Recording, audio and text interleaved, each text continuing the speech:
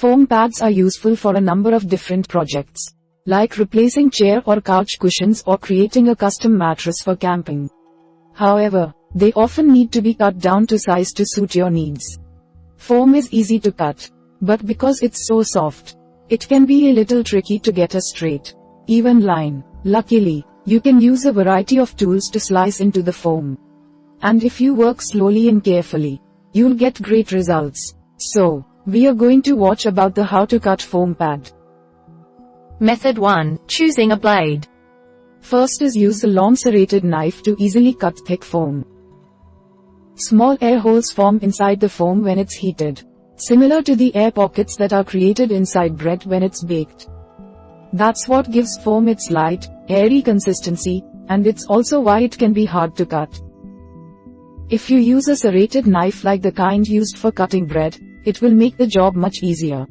This works best for foam that's at least 2 in 5. 1 centimeter thick. Ideally, the blade of the knife should be longer than the thickness of the foam. That will make it much easier to slice all the way through. You may have better control over a long knife than some of the other options. So this might be a good choice if you need to make detailed cuts. Step 2. Get speedy cuts in thick foam by using an electric kitchen knife. If you happen to have an electric knife, like the kind used for carving turkey, you can use that to quickly and easily trim your foam to size. These are especially handy if you'll be working on a large project or if you need to cut the foam at an angle. When you're using an electric knife, it's a good idea to line up the foam so the line you're cutting is hanging off of your work table. That way, the edge of the knife won't make contact with the surface while you are cutting.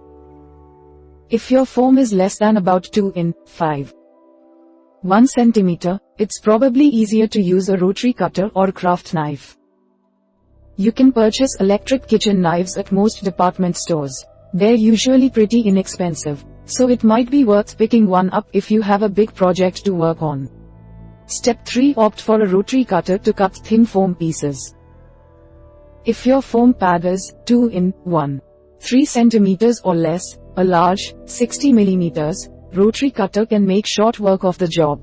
Simply mark where you want to cut the foam, then roll the blade over the line you made. Rotary cutters can be useful for cutting curved lines, but they might not be ideal for intricate work. You could also use a box cutter for thinner foam, as long as the blade is about the width of the pad. Sharp scissors may work for this, as well. However, these aren't ideal for cutting thicker pads. Step 4. Try a hot wire cutter for horizontal cuts, but use caution. Hot wire can easily slice through foam, and many people prefer them if you need to cut large foam pads into horizontal slices. Hot wire cutters run an electrical current through a wire that's held taut by a frame. And you just have to push the wire through the foam. However, there's some concern that this technique might produce toxic fumes from heating up the foam. So be sure to work in a well-ventilated area if you choose this technique. In addition, if you move too slowly or you pause while you are cutting, you might melt the foam, causing it to harden and possibly become misshapen. Hot wire cutters are only safe to use on foam made of polystyrene and polyethylene. Do not use them to cut foam made of polyurethane. The fumes produced would be very toxic. Be very careful not to touch the wire, it will burn you. Finally, invest in a foam cutter if you'll be working with large quantities. Foam cutters have an electric blade that works similar to an electric kitchen knife. However, the blade is stationary, and it's mounted to a flat plate that slides underneath the foam. This makes it easier to create precise cuts, and you can easily create curved lines and detail work by turning the foam as you cut. Foam cutters are expensive, so if you just need something that will work for one project, it's probably not worth the cost. Method 2. Making the cuts. First is place the foam on a covered, sturdy surface. Find an area that's big enough to hold your entire foam piece, like a large work table. Then, cover the table with a tarp, blanket, or towel. This will make cleanup easy, since the towel will help catch any small pieces of foam that fall off when you are cutting. Make sure you choose a surface that won't be damaged by a sharp blade or heat if you're using a hot wire cutter, like a wooden or metal table. If you don't have a table large enough to work from, place a sheet of plywood or a large sheet of flattened cardboard on the floor. This will protect the floor while catching any foam that falls. If the foam is hanging off of your work surface, the weight might cause the piece to shift while you are cutting. To protect your hands during this project, consider wearing cut-resistant gloves if you have them. Step 2. Mark your cuts with a permanent marker. Use the marker to trace the shape you want your finished foam pad to be, moving the tip lightly across the foam so you don't cut into the pad. To make a straight line, use a straight edge like a drywall square or a piece of cardboard.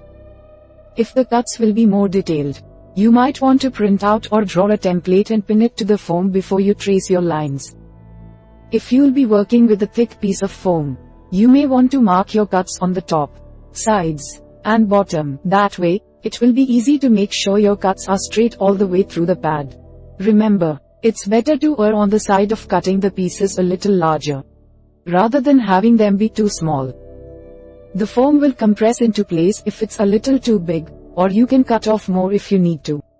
If you're cutting two shapes out of the same piece of foam, avoid having them share a side, just in case you make a mistake.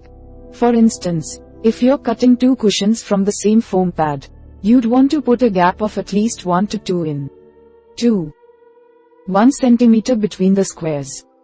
Step 3. Score the foam along the marked line if you're using a blade.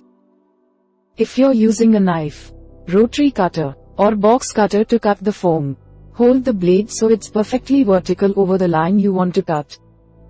Moving the knife away from your body, lightly drag the blade along the line you drew with firm, steady pressure. Create a shallow cut here. Don't worry about trying to cut all the way through the foam. If you're using a serrated knife, you may need to make a gentle sawing motion with the knife blade as you cut through the foam.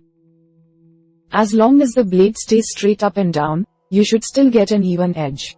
If you're using a hot wire cutter, carefully push the wire through the foam in a steady, even motion. Don't stop moving the wire once you start cutting, otherwise, you could melt the foam. If you're making curved cuts, it might help to hold the knife up and down and cut from the side.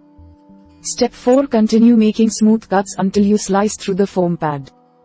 Once you've scored the foam, continue running the blade along the mark you made.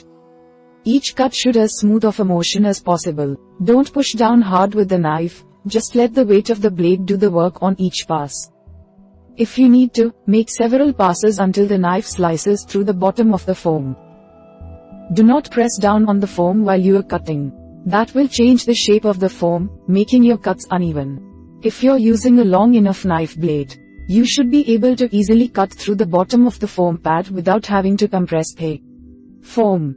Make gentle sawing motions if you're using a serrated knife, but don't press down hard. Finally, clean up any uneven cuts, if you'd like. If you kept your knife straight up and down on each cut, the foam should be cut cleanly. If there are any chunks or ragged pieces on the edge of the foam, however, you can use your knife to trim them away. If you are planning to cover the foam with fabric, a little bit of unevenness is probably fine. We hope it is useful to you. Please subscribe to our channel to upskill yourself.